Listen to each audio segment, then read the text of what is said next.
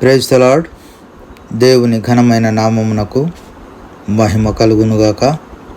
వేకోజామున బెరయ సందేశం. ముందుగా ఒక కీర్తన ద్వారా దేవుణ్ణి ఘనపరుచుకుందాం. భయపడకు, నేను నీ కేడెమును బహుమానమున్. భయపడకు, నేను నీ కేడెమును బహుమానమున్.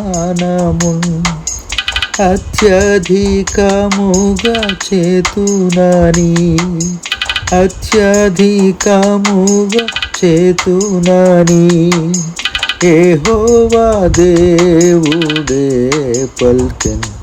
ఓ ఇశ్రాయేలు, నీదు భాగ్యమెంతో గొప్పది.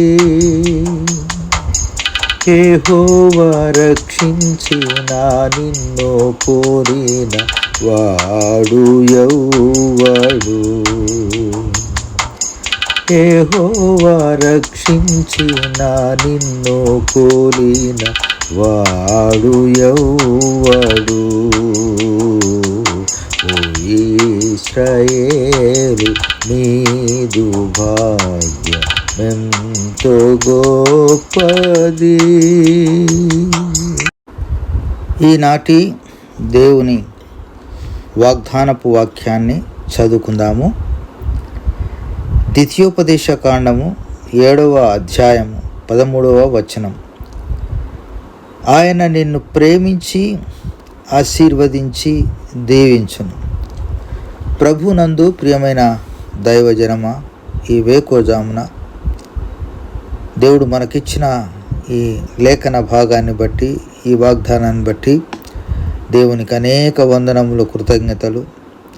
మీకు శుభములు, శుభోదయం. అందరూ మేల్కొన్నారు కదా. దేవుడు మనకు మరి ఒక దినాన్ని ఇచ్చాడు. వేకోజామునే మనం లేచి దేవుని ఆరాధించడం అనేది, దేవుణ్ణి ప్రార్థించడం అనేది గొప్ప తరుణం. మన పితరులు ఈ విధంగానే చేశారు. మనం కూడా అలా చేయడానికి ప్రభు మనకు సహాయం చేస్తూ ఉన్నాడు. కుటుంబం పాది అందరూ కలిసి వేకోజామున కుటుంబ ప్రార్థన చేసుకోవడం అనేది దేవుని చిత్తము. అది మనకు మంచిది. ప్రియమైనటువంటి దేవుని ప్రజలారా, ఈ వాక్య భాగము ఇశ్రాయేల్ ప్రజలు ఎర్ర సముద్రం దాటిన తర్వాత వాగ్దత్త దేశాన్ని వారు ఆక్రమించుకోక ముందుకు యోర్దాను నది ఒడ్డున మోషే ద్వారా దేవుడు ఇశ్రాయేల్ ప్రజలకు ఇచ్చినటువంటి కొన్ని ఆజ్ఞలలో భాగంగా ఇప్పుడు మనం చదువుకున్నటువంటి యొక్క వాక్యము, దేవుని యొక్క వాగ్దానము.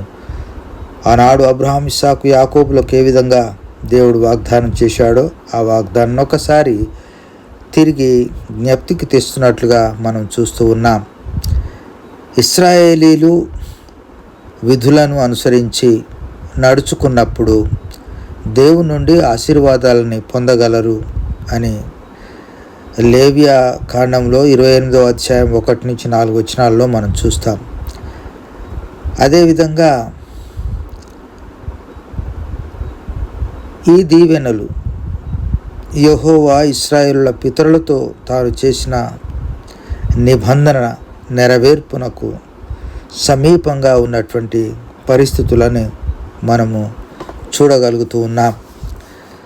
ప్రియమైనటువంటి దేవుని ప్రజలారా, దేవుడు మన పట్ల చేసినటువంటి గొప్ప విడుదల, ఎర్ర సముద్రాన్ని దాటించడం, ఐగుప్తు విడుదలను కలిగించడం, అనగా పాపముల చేత, అపరాధముల చేత చచ్చిన మనల్ని, స్వాతంత్ర్యం లేక బానిస బ్రతుకుల్లో బ్రతుకుతున్న మనల్ని యేసు ప్రభు వారి నాయకత్వం ద్వారా మనకు విమోచన, విడుదల కలిగింది.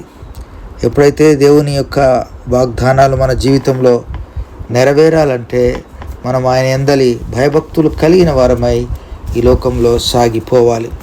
అలాగే యోహాను సువార్తలో కూడా యేసయ్య 14వ అధ్యాయంలో కొన్ని మాటల్ని ఆయన జ్ఞాపకం చేస్తూ వచ్చాడు. అక్కడ ఉన్నటువంటి వారికి నా ఆజ్ఞలను అంగీకరించి వాటిని గైకొనవారే నన్ను ప్రేమించువారు అంటాడు.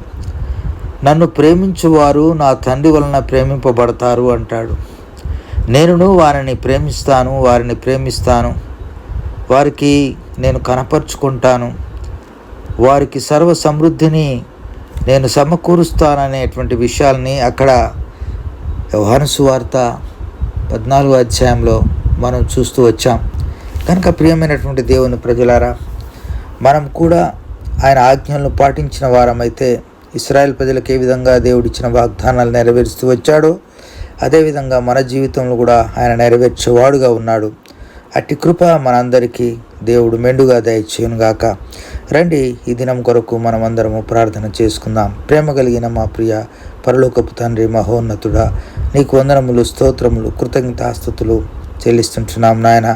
నీవు మాకు ఇచ్చిన రక్షణను బట్టి, నీ విధులను బట్టి, నీ విడుదలను బట్టి, నీ ఆశీర్వాదాలను బట్టి అనేక వందనములు, స్తోత్రములు చెల్లిస్తూ ఈ దినమంతా నీ కృపలు మమ్మల్ని భద్రపరిచి కాచి కాపాడుమని యేసయ్య అతి శ్రేష్టమైన నామమున స్తుతించి ప్రార్థించి అడిగి వేడుకొంచున్నాం తండ్రి. ఆమేన్. Praise the lord.